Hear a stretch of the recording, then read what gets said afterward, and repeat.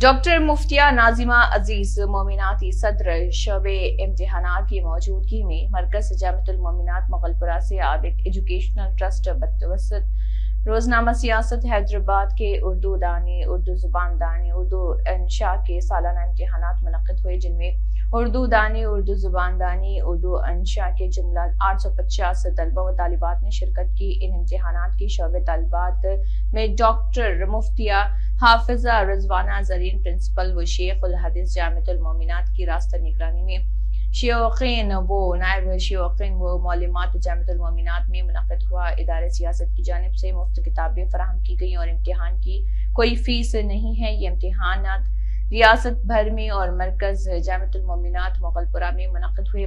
Doctor مفتی حافظ محمد مستان علی قادری بانی و ناظم اعلیٰ جامعۃ المومنات نے کہا ہے کہ عابد علی خان ایجوکیشنل ٹرسٹ بتوسط روزنامہ سیاست حیدرآباد کے اردو دانی، اردو زبان دانی، اردو انشاء کے طلبہ کے مرکز امتحانات کی نگرانی کی۔ یہ امتحانات انگریزی و تیلگو میڈیم و عصری علوم حاصل کرنے والے طلبہ و طالبات کے لیے بے حد مفید ہیں۔